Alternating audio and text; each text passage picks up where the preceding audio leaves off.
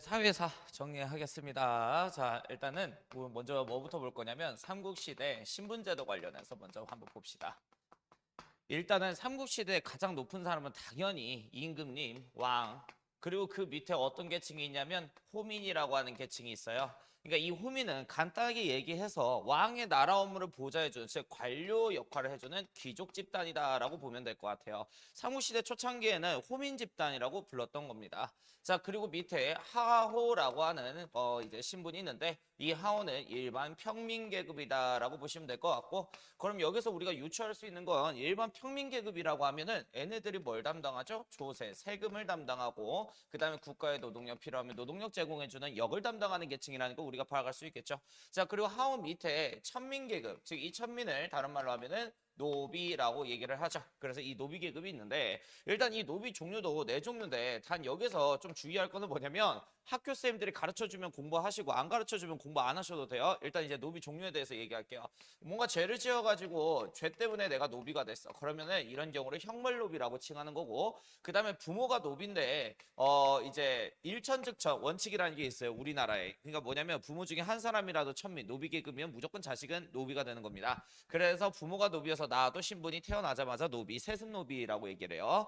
그리고 귀족한테 내가 어떤 빚을 졌는데 그 빚을 못 갚아서 그 집안에 노비로 전락된 경우, 바로 이 부채노비라고 하는 게 있겠죠. 자, 그 다음에 전쟁터에서 적군의 포로가 돼서 내가 적군의 노비로 전락됐단 말이야. 그러면은 전쟁 노비라고 얘기를 하는 거예요. 이렇게 해서 노비 종류는 총 이렇게 네 단계 있다라고 보시면 될 것 같아요. 자, 그리고 이제 각 나라들이 어떻게 나라를 운영했는지 중앙행정구역, 지방행정체제 및 구역, 그 다음에 각 나라의 귀족회의, 그 다음에 관등제 한번 쭉 정리하도록 하겠습니다. 일단은 고구려부터 얘기를 할 건데, 고구려의 중앙행정구역은 총 5구역으로 쪼개져 이거를 고국천왕 때 행정적 오부개편이라고 제가 가르쳤던 것 같아요. 국내성을 북부, 남부, 중부, 동부, 서부 해서 총 5구역으로 나눠서 다스렸고, 지방 같은 경우에도 사람들이 많이 밀집되어지는 구역을 대성구역이라고 얘기했고, 그리고 이제 일반 구역을 성구역이라고 칭합니다. 그리고 이 대성구역에는 이것도 선생님이 가르쳐주면은 공부하세요. 욕살이라고 하는 지방관이 있고, 그 다음에 일반 성구역에는 처려근지라고 하는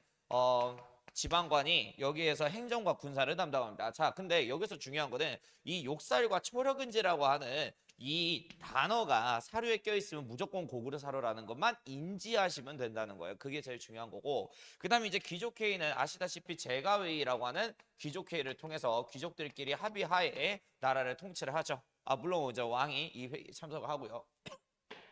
관등은 뭐 국가 각 중국 뭐 역사서 기록이 있는데 그 중국 역사 기록마다 다 다릅니다. 그래서 역사학자는 아마 대략 10여 개 있는 것 같다 해갖고 이제 10여 관등제 체제라고 이야기를 해요.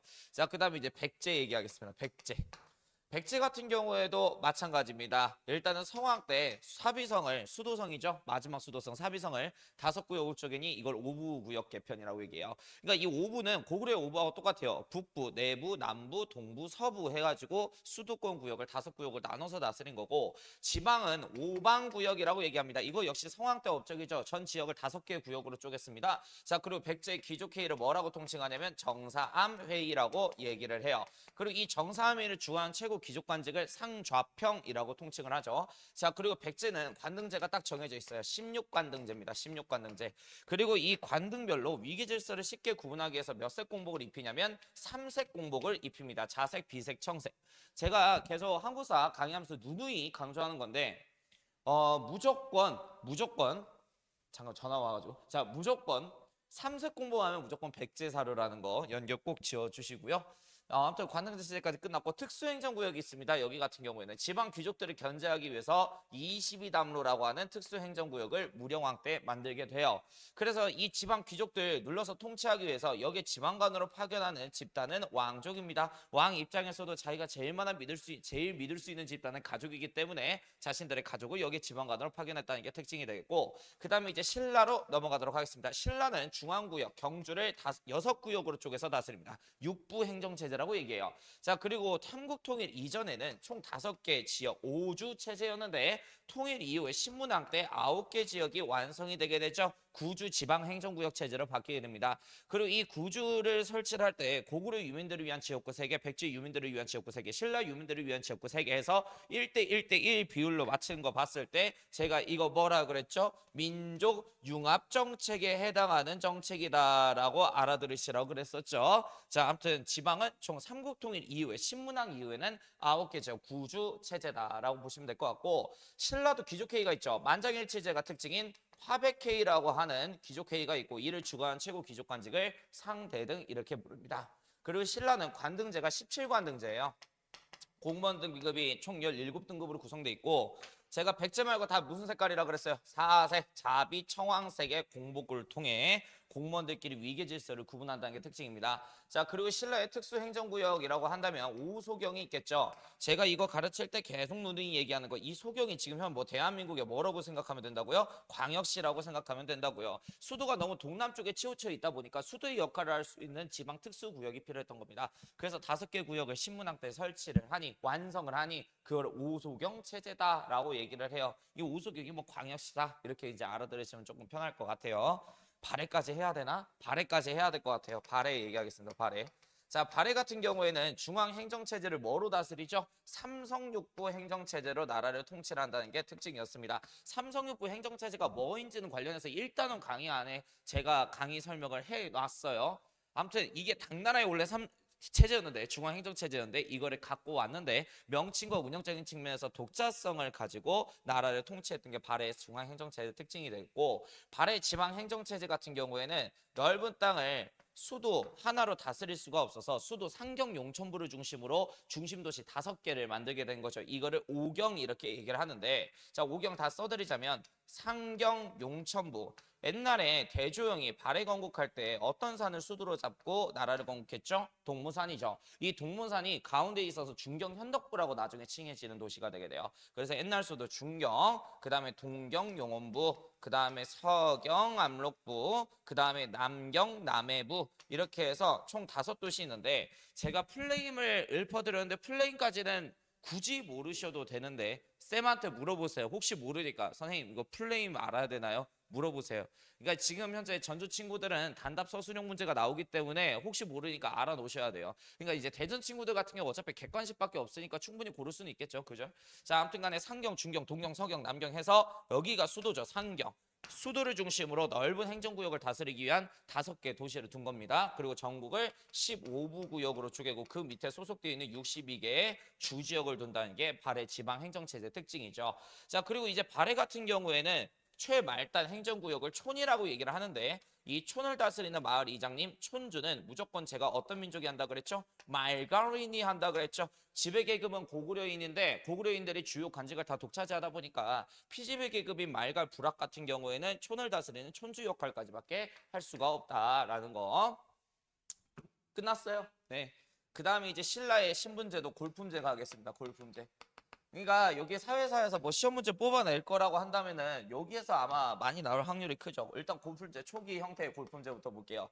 나라 건국한 지 얼마 안 됐단 말이죠. 그래서 나라 건국한 지 얼마 안 됐을 때 나라 건국에 좀 많이 이바지한 애들이 있을지 않겠습니까? 걔네들을 골족 이렇게 분류를 하는 거예요. 이 골족은 왕을 할 수 있는 왕족 계급이라고 생각을 하시면 될 것 같고, 그 다음에 이제 품족이라고 하는 이제 계급이 있는데, 이 품족 같은 경우에는 나라 건국에 이바지는 했으나 왕족보다는 덜한 거죠. 그래서 얘네들이 귀족, 즉 이 품족 분류로 이렇게 구성을 하는 거예요. 이렇게 해서 품족은 6두품, 5두품, 4두품, 3두품, 2두품, 1두품 이렇게 있는데, 8세기 무렵 흥덕왕 때 기록에 따르자면 3두품, 2두품, 1두품은 평민으로 취급했다라고 하는 기록이 있어요. 그래서 이쪽은 그냥 평민 계급이라고 생각하시면 될 것 같고, 그러면 4, 5, 6부터 뭐다? 귀족 계급이다라고 생각하시면 될 것 같아요. 숫자가 높으면 높을수록 더 높은 신분이라고 보시면 될 것 같아요. 자, 아무튼 간에 이렇게 품종은 총 6단계로 구분되어 있는 게 특징이고, 왕을 할 수 있는 이제 이 골족 있죠. 나중에 7세기 무렵에 진평왕이 등장을 하게 되는데, 이 진평왕은 걱정거리가 하나 있었으니 자기의 직계자손만 왕을 했으면 좋겠는 거죠. 근데 헌데 자기 친척 집안 역시도 왕을 할 수 있는 골족 혈통이다 보니까 자기 직계자손의 왕의 자리를 찬탈하고 왕의 자리에 즉위해도 정통성상 아무런 문제가 안 발생하잖아요. 그래서 진평왕께서는 자기의 친척 집안을 친척 집안에 자기의 직계자손을 성골, 성손을 뺐다고 해서 성골, 그 다음에 자기 친척, 반계 집안을 진골로 분류하게 된 거예요. 그래서 자기 직계 자손만 성골이 되어 왕을 할 수 있는 혈통으로 만들어 놓은 게 우리가 알고 있는 골품제 체제죠. 그래서 이렇게 돼 있죠. 7세기 이후에 성골, 진골 6, 5, 4, 3, 2, 1 두 품으로 구성되어 있는 겁니다. 그리고 또 한 가지의 특징은 뭐냐면 이 골품제는 왕이 살고 있는 도시 사람들에게만 지급됐던 신분제라는 거예요. 즉 왕경인에게만 지급됐던 신분제도라는 겁니다. 자, 그럼 신라에서 왕이 살고 있는 도시 수도는 어디예요? 경주 사람들에게만 지급됐다. 즉 내가 경주에 거처를 하는데 평민이다. 그러면 1, 2, 3두품 중에 하나인 거고, 자 내가 경주 사는데 귀족 신분이다. 그러면 4, 5, 6 그 다음에 아니면 진골 중에 하나인 거예요. 자 그리고 내가 왕족이다. 그럼 당연히 송골이겠죠. 이해되시죠? 자 그리고 이 지방 사람들한테는 외위라고 하는 지방 신분 제도가 하나 더 있습니다. 외위. 이게 지방 신분제라는 의미예요. 제가 역사 가르칠 때 뭐 외향 이런 거 나오면은 뭐라 그랬어요? 대부분 지방이다. 그러니까 이제 지방민들은 다른 신분제도가 따로 있다. 그냥 거기에 대해서는 굳이 알 필요는 없어요. 교과서에 없으니까. 자, 그리고 여기서 제일 중요한 거는 타고 태어난 신분에 따라서 뭐가 제한이 걸려 있냐면 관직 승진에 제한이 걸려 있다라고 하는 게 특징이에요. 일단은 어느 나라든 어느 세대든 간에 신분제를 인간들이 만들게 된 까닭은 뭐냐면 기득권 애들이 기득권을 계속 유지하기 위해서 신분제 체제를 만든 거예요. 일단은 진골 같은 경우에는 가장 높은 1급 2벌창 관제까지 쭉 승진이 가능합니다. 일단은 아까도 알려줬지만 신라는 17관등제로 구성되어 있기 때문에 총 공무원 등급 17등급인데 그중에 가장 높은 1급 관료를 2벌창이라고 그래요. 여기까지 승진 가능하고 이 관직 이름과 급수까지 다 외워놓으세요. 이거 갖다가 시험 문제 많이 나옵니다. 실제로. 자, 그 다음에 이제 진골 다음이 6두품 신분이고 6두품 같은 경우에는 6급 아찬지까지밖에 승진이 될 수 없습니다. 그럼 여기서부터 뭐가 생기는 거냐면 진골 애들은 총 17등급의 공무원 등급 중에 1급 관료까지 막힘없이 승진이 가능하네요. 그러면 이 진골 같은 경우에는 관직 승진에 제한이 걸려 있다 없다? 관직 승진에 제한이 없는 신분이라는 겁니다. 6두품부터 뭐가 생기죠? 관직 승진에 제한이 걸리기 시작을 했다라는 소리예요. 자, 그 다음이 5두품인데 일단 이 5두품 같은 경우에는 10급 공무원 직책이 대남하라고 하는 직책인데 이 대남하까지 승진 가능합니다. 그럼 얘네들도 뭐 걸려 있다? 관직 승진에 제한 걸려 있다라고 보시면 될 것 같아요. 자 그리고 이제 사도품 친구들은 12급 대사직까지밖에 승진이 안 됩니다. 그럼 이 친구들도 뭘 걸려 있다? 관직 승진에 제한이 걸려 있다라고 보시면 될 것 같아요. 그러면 관직 승진에 제한 걸려 있는 거는 6, 5, 4두품 애들이네요. 그죠? 근데 신라 사회에 가장 불만이 많은 게 바로 이 6두품 애들이라는 게 특징인 겁니다. 이유가 뭐냐면은 5급부터 장관 직책이에요. 그래서 신라 안에서 중앙 관청이 있다고 한다면은 6급은 차관 직책인데 설마 장관 차관 의미도 뭔지는 모르는 건 아니겠죠? 자 일단은 이 6두품 같은 경우에는 차관 직책을 주로 역임을 하고 5급 대아찬 직책부터는 장관 직책인데 주로 이 장관 직책은 진골 애들이 헤쳐먹는다고 생각하시면 될 것 같아요. 그러니까 실질적으로 이 육두품 애들이 진골 애들보다 똑똑한 경우가 많았는데 자기보다 멍청한 애가 장관 직책에 앉고 자기는 그 아래 차관 직책에 앉아서 나란 일을 하게 되니 육두품 애들이 여기에 대해서 불만이 많았고 그래서 이 육두품 같은 경우에는 둘 중 하나의 선택을 하지 않습니까? 빈공과라고 해가지고 당나라 외국인 관료를 뽑는 이 시험에 응시해서 당나라 관료가 되거나 아니면은 신라 하하대 반신라적인 성향을 갖고 지방의 독립적인 정부를 만들려고 하는 지방 세력 호족과 결탁해서 후삼국 또는 고려의 건국 세력이 되거나 그러니까 이런 거 한 애들이 육두품 애들이라는 소리예요. 자 그리고 이거는 선생님이 가르치면 공부하세요. 육두품 애들을 다른 말로 뭐라 그러냐면 등난 계급 이렇게 불러요. 등난. 자 그리고 이제 또 재산에 또 제한이 걸려 있습니다. 만약에 아래 신분 애들이 재산이 윗신분보다 많아져 버리게 되면 권력 구도는 바뀌어 버리게 되잖아요. 재산도 신분에 따라서 제한 걸려 있는 거고 그 다음에 또 하나 수레의 규모도 제한 걸려 있어요. 그 다음에 집 크기도 가옥의 규모도 제한 걸려 있다. 골프제 끝. 여기까지 해서 고대 사회 끝났습니다. 자, 그 다음에 이제 고려로 갑시다. 고려의 신분제. 자, 고려의 신분제는 크게 양인과 천인으로 구성되어 있다고 보시면 될 것 같아요. 자, 일단 이 양인은 그냥 이제 사람 분류라고 생각하시면 되겠고, 천인은 사람이 아닌 것들 일반 물건, 노비라고 생각을 하시면 될 것 같아요. 자, 일단 이 양인 계급도 우리가 두 개로 쪼갤 수가 있는데, 정호 계급이 있고 일반 피지배 계급인 백정 계급이 있는 거예요. 조선시대 백정은 보통 고기 써는 도축업자들을 백정이라고 얘기를 하는데, 고려시대의 백정은 직역이 없는 일반 평민을 백적이라고 얘기를 하는 거예요. 정호는 뭐냐면은 지배를 하는 지배 계급을 말하는 건데, 그럼 당연히 정호 계급에 딱 두 신분이 있겠죠. 일단 가장 높은 게 귀족 집단. 그 밑에 평민과 그 다음에 귀족 집단의 가운데 신분이 중류층 계급이 있어요. 일단 귀족부터 얘기를 하자면, 귀족이라고 하는 거는 제가 뭐라 그랬어요? 다 계속 가문 대대손손 뭘 세습하는 애들, 관직과 재산을 세습하는 애들을 우리가 흔히 귀족이라고 얘기를 하는데, 자, 이 관직을 어떻게 세습했죠? 음서 제도를 통해서 세습을 했죠. 자, 그리고 음서는 이제 설명 안 할게요, 이제. 자, 그 다음에 이제 공음전이라고 하는 땅이 있는데, 이건 제가 설명할 건데, 자, 제가 5품 이상의 고위급 공무원이 됐어요. 그러면 5품 이상의 고위급 공무원한테 일정이 아닌 수조지, 땅을 줍니다. 그거를 공음전이라고 그러는데, 이 땅이 세습이 돼요. 자, 그래서 이 공음전이라고 하는 토지를 매개로 삼아가지고 계속 대대손손 이제 재산을 세습하는 거고, 왕씨가 외가 친척 관계를 통해서 권력을 안정화하는 귀족도 있었죠. 대표적으로 경원이 씨가의 바로 이자겸이라고 하는 문벌 귀족이었고요. 자, 그리고 이제 중류층 계급 얘기하겠습니다.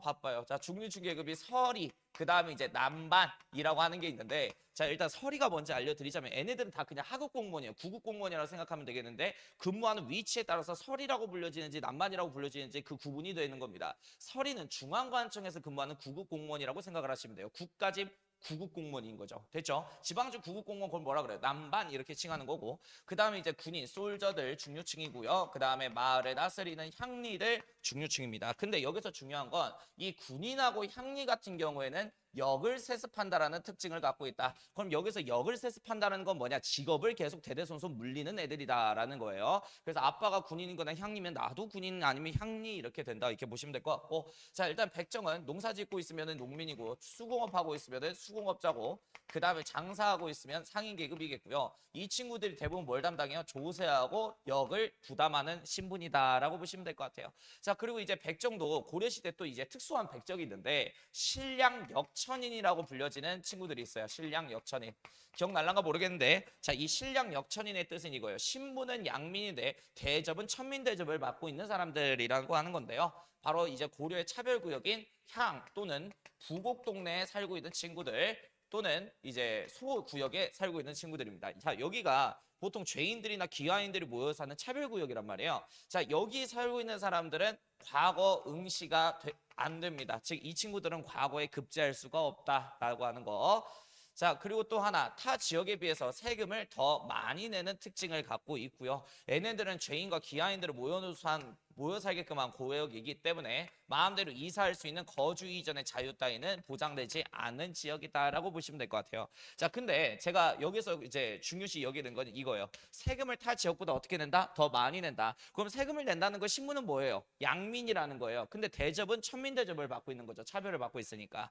그러면은 여기서 퀘스천. 제가 신량 역천인 구역에서 태어났으면 평생 이렇게 모든 취급을 받으면서 살아야 됩니까? 그건 또 아니에요. 여기 동네 사람들 중에서 공을 세우게 되면은 일반 현 구역으로 승격이 되기도 한다라고 생각하시면 될 것 같아요. 그냥 계속 차별받고 살지는 않는다. 공을 세우면 일반 구역의 승격도 가능하다. 자, 그리고 이제 천인, 이제 노비 계급인데, 마지막으로 이거 하고 잠깐 이제 끊고 얘기할게요. 자, 일단은 노비 계급인데요. 국가에 예속되어 있으면 이거를 공노비라고 얘기를 하고, 개인에게 예속되어 있으면 이거를 산노비 이렇게 불러요. 자, 일단 공노비도 두 개로 쪼갤 수가 있는데, 관청에서 일하면 입역노비라고 얘기를 해요. 자, 들어왔대요. 뭐 하기 위해서? 노동하기 위해서. 그래서 이제 관청에서 일하는 노비를 입역노비라고 얘기를 하는데, 자, 입역노비 말고도 외거노비가 있습니다. 외거노비. 자, 이거는 바깥에다가 혹시 몰라서 거처시키는 노비 계급이라고 생각을 하시면 될 것 같아요. 일단 이 외거노비 같은 경우에는 사유재산이 인정이 됩니다. 즉, 자기가 재산을 소유할 수 있고 재산을 모을 수 있다. 자, 그럼 재산을 소유할 수 있으면 뭘 납부해야 돼요? 세금을 납부해야죠. 그래서 이 세금을 뭐라고 통칭하냐면 신공이라고 얘기를 하는데, 소속된 관청이나 궁궐 쪽에 납부를 하면 되는 겁니다. 자, 그리고 이 산노비도 역시 마찬가지로 개인 집에 예속되어 있는 노비를 솔거노비라고 얘기를 하고, 그 집주인이 뭐 이제 시키기 위해서 바깥에 거처 발전시키는 노비들이 있단 말이에요. 얘네들을 외거노비라고 얘기를 하는데 이 외거노비 같은 경우에는 사유재산이 역시 소유가 됩니다. 자, 그럼 재산 소유가 가능한 대신 뭘 납부해야 되죠? 신공을 납부해야 된다는 게 특징인 거예요. 그러면 뭐 소속된 집주인에게 납부하면 되겠죠. 참고로 요 외거노비들이 재산 소유가 가능하다 보니까 세금도 내는 거잖아요. 그러면 얘네들이 이제 재산 같은 거 모아가지고 집주인한테 줘서 신분을 면천받는 경우가 고려시대에 있을까요? 없을까요? 있어요. 고려시대는 불교 사회이기 때문에 신분별 이동이 굉장히 자유롭습니다. 조선시대 생각하시면 안 돼요. 그래서 이런 경우에 이제 노비가 나중에 이제 노비 신분에서 나와가지고 재산 줘가지고 이제 뭐 여기 백정 신분으로 올라가거나 정호 계급으로까지 올라가는 경우가 여럿 있다라는 거. 자, 그리고 이제 고려시대 노비 세습제도 관련해서 얘기를 할 건데 일천즉천 법칙이라고 있어요. 일천즉천. 그러니까 이거 아까 제가 얘기한 건데 한 번 천하면 영원히 천하다. 즉 부모 중에 한 사람이라도 천민 노비가 껴 있으면 자식은 무조건 노비가 되는 그런 법칙이고요. 자, 이거는 선생님이 가르쳐 주면은 공부하세요. 천자 수모지법이라고 해가지고 자, 천민의 자식은 어머니의 집주인을 따른다라는 거예요. 자, 일단은 이렇게 이제 결혼해가지고 노비 자식이 낳았어요. 그럼 그 노비 자식은 누구의 소유가 된다? 어머니 집주인의 소유가 된다. 이게 천자수모지법이라고 하는 겁니다. 자, 고려 신분제도 끝났고, 자, 그 다음에 이제 고려의 여성의 생활 모습 얘기할게요. 자, 고려시대 여성들은 불교 사회니까 사회적으로는 차별받지는 않으나, 자, 정치적으로 관직을 얻거나 진출하는 것은 불가능합니다라고 이렇게 생각하시면 될 것 같고, 조선 시대는 조선 후기에는 여자들이 제사를 주관할 수가 없어요. 근데 고려시대는 가능합니다. 자, 그 다음에 재산 상속도 여자들은 고려시대에 받을 수 있다. 그 다음에 이제 호적에도 등재될 수가 있다라는 거. 자, 그리고 또 심지어 음서의 혜택이나 공신의 혜택 역시 외갓집에도 똑같이 적용하는데, 자, 근데 여기서 중요한 건 뭐냐면 음서라고 하는 건 집안에 공신이 있거나 5품 이상의 고위급 공무원이 있으면 그 자제들에게 관직을 공짜로 주는 거잖아요. 자, 그러면은 그 외갓댁에 있는 여성분이 음서의 혜택을 받아 관직이 오르는 거냐? 그거는 아니고 외갓댁에 있는 남자아이한테만 관직을 주는 거죠. 왜? 여자들은 사회적으로 차별받지는 않나 정치적으로 진출은 불가능한 사람들이었기 때문에. 그래서 음서와 공신 혜택은 외갓댁에 있는 남자아이한테 주는 거고, 그 다음에 요때는 고구려를 계승한다 해서 나라 이름이 고구려잖아요. 고구려 같은 경우에는 처가살이를 시작하죠. 서옥제라고 기억날란가 모르겠는데 여기도 똑같습니다. 처가살이를 보통 합니다. 그래서 이제 아내 집에 가가지고 남편이 좀 이게 산다 이렇게 생각하시면 될 것 같아요. 여기 좀 안 보이네. 여기 이쪽으로 당겨야겠다. 잠깐만요. 오케이. 처가살이를 주로 한다라는 거. 예, 됐습니다. 자, 여기까지 해서 이제 고려 사회사 끝났습니다.